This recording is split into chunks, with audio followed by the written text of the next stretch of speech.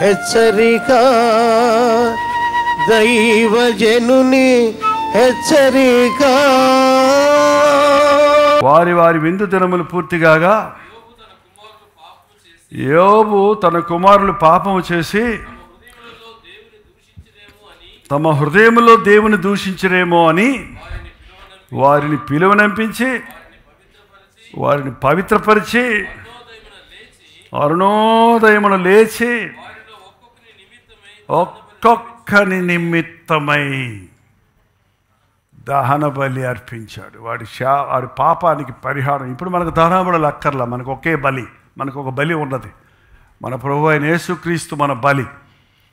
ఈరోజు ఆ బలిని యాక్సెప్ట్ చేయటమే. మనం తన కుమారులు హృదయంలో తప్పు చేశారేమో, మనం బయట తప్పులు చేయకుండా మనం కాపాడవచ్చు పిల్లల్ని, పెద్దల్ని, ఎవరినైనా. కానీ హృదయంలో తప్పిపోతుంటారు చాలామంది. హృదయంలో తప్పిపోతారేమో. విందుల్లోకి వెళ్ళినప్పుడు ఇది శోధనండి. అందుకే విందులు వీలైనంత వరకు ఆపండి. అందులో అన్యులతో విందుల్లో పాల్గొనటం అనేది ఎంత మాత్రం విశ్వాసులకు మంచిది కాదు. అవిశ్వాసులతో విజ్జోడుగా ఉండకండి. వాళ్ళ పెళ్ళిళ్ళకి వెళ్ళటం, వాళ్ళ ఫంక్షన్స్కి వెళ్ళటం, అక్కడికి వెళ్ళినప్పుడు నీ విశ్వాసం పోగొట్టుకుంటావు. నీకు తెలియకుండానే నీ మాటల్లో, నీ మనసుల్లో నీవు తప్పిపోతావు. విందు అనగానే సరదాగా ఉన్నప్పుడు సంతోషంలో ఏదో చేసుకుంటారు, గొడవలు పెట్టుకుంటారు. కొంతమంది తప్పుడు కార్యాలకు చోటిస్తారు. ఏమన్నా చేశారేమోనని అరుణోదయాన లేచి, ప్రతి తండ్రి పొద్దునే లేచి బిడ్డల కొరకు ప్రార్థించడం నేర్చుకోవాలి. అది కాపరి పని, పాస్టర్ గారి పని ఒకటే కాదు. ప్రతి తండ్రి ఇంటికి కాపరి. ప్రతి తండ్రిని దేవుడు శిరస్సుగా చేశాడు గృహానికి.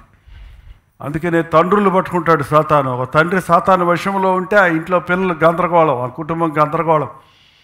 ఆ తల్లి ఎంత ప్రార్థన చేసుకుంటున్నా చాలదు. నేను ఎప్పుడు చెప్తుంటాను కదా, మా నాన్నగారి రక్షణ కొరకు మా అమ్మగారు 12 సంవత్సరాలు ప్రార్థన చేశారు. కానీ మా నాన్నగారు రక్షించబడిన తర్వాత అమ్మ నాన్న చేసిన ప్రార్థనతో 3 నెలల్లోనే మేము 800 బిడ్డలు మారిపోయాం. నేను మారాను, తర్వాత నా పిల్లలు, నా తమ్ముళ్ళు చెల్లెలు కూడా మారిపోయారు. నాన్న జాయిన్ అవ్వగానే ఎంత స్పీడ్గా పనిచేసిందంటే, ఇంటికి కంచి వచ్చిందంటే, ఇంటిలో రక్షణ వచ్చిందంటే. ప్రతి ఇంటి యజమాని ఇప్పటికే మీరు అలక్ష్యం చేశారు. ఇక మీదటైనా కుటుంబ ప్రార్థన జరిపించండి, బిడ్డల్ని పట్టించుకోండి, వాళ్ళని పిలిపించి. ఎవరిని పిలిపించాడు? పిల్లల్ని పిలిపించి ఏదైనా చేశారా? గొడవ పెట్టుకున్నారా?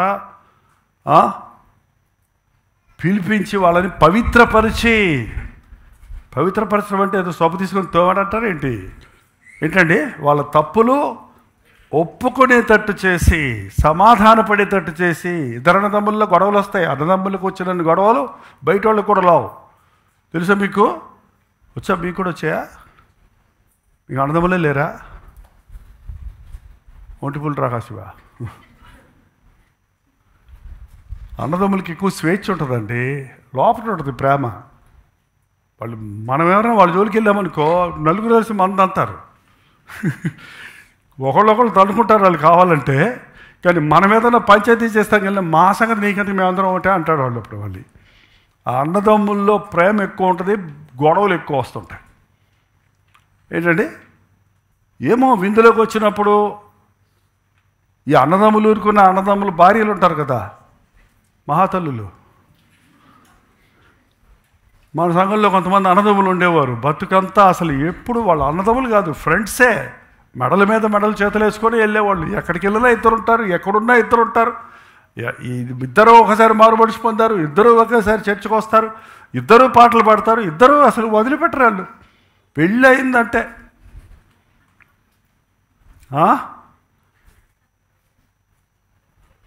మేమందరం ఒకే ఇంట్లో ఉంటాము అన్నోళ్ళు. ఒకళ్ళు హోమోలకు పోయాడు, ఇంకో మూలకు పోయాడు.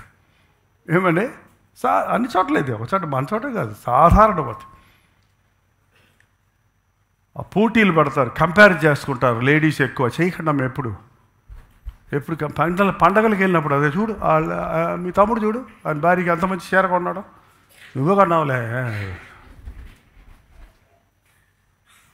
అప్పుడు ఆయనకి ఎవరి మీద కోపం వస్తుంది?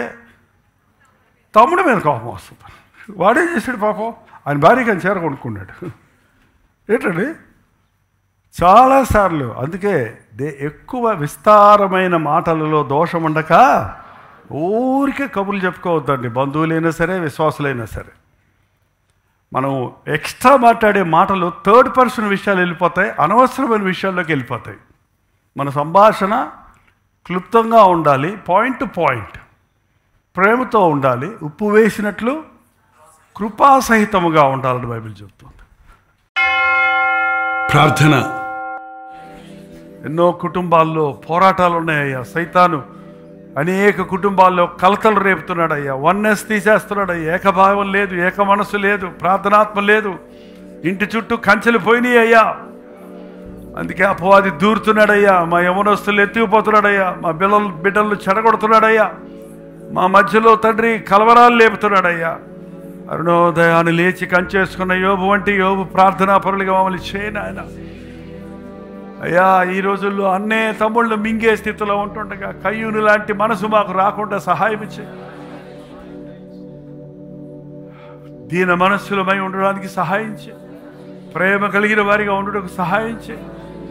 ఒక సహోదరుడు తప్పిదంలో పడిపోతే నేను కూడా పడతానేమోనని మా విషయమై జాగ్రత్తగా చూసుకుంటూ అట్టి వారిని మంచి దారికి తీసుకురావాలని ఆశించే. అయ్యా, ఏ ఒక్కడిని కండెమ్ చేయడానికి మేమెవరమయ్యా? ఎవరిని విమర్శించి వదిలేయడానికి మేము ఎంతటి వారిమయ్యా? ప్రతి ఒక్కరిని క్షమించే గొప్ప దేవుడు నీవు ఉన్నావన్నది అందరికీ తెలియజేయడానికి మాకు సహాయం ఇచ్చే. దేవా, నీవే నీ కృప చూపించిన ఆయన. కాపరి మనసు మాకు దయచేయ్యా. ప్రేమ కలిగిన క్రీస్తు మనసు మాకు దయచేయ్యా. సొంత కార్యాలు చేసుకునే వారిగా కాక యేసుక్రీస్తు కార్యాలు చేయవారికి ఉండటకు సహాయం చే. ఒకరి కార్యములు ఒకరు చేసుకుని ఒకరికొకరు సహాయపడుటకు సహాయం చేయ్యా.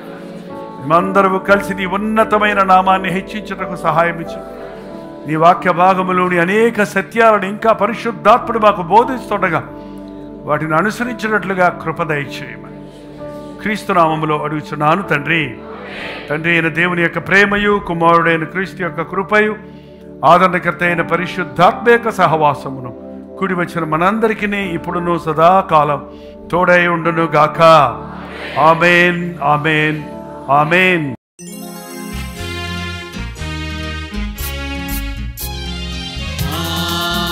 హల్లెలూయా, హల్లెలూయా, హల్లెలూయా. హల్లెలూయా, హల్లెలూయా, హల్లెలూయా. కలువరి ప్రేమే మధురం, కలువరి ప్రేమే మధురం, కలువరి ప్రేమే మధురం, కలువరి ప్రేమే మధురం. హల్లెలూయా, హల్లెలూయా, హల్లెలూయా. హల్లెలూయా, హల్లెలూయా, హల్లెలూయా.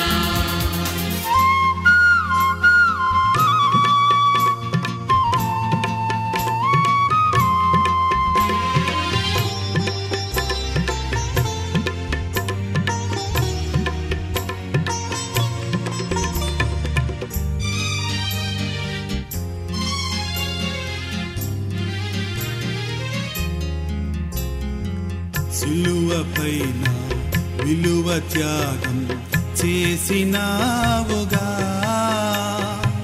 పాపినైనా నా కొరకు చిందించినావుగా, రుధిరం చిందించినావుగా. కలువరి ప్రేమే మధురం, కలువరి ప్రేమే మధురం, కలువరి ప్రేమే మధురం, కలువరి ప్రేమే మధురం. హల్లెలూయా, హల్లెలూయా, హల్లెలూయా. హల్లెలూయా, హల్లెలూయా.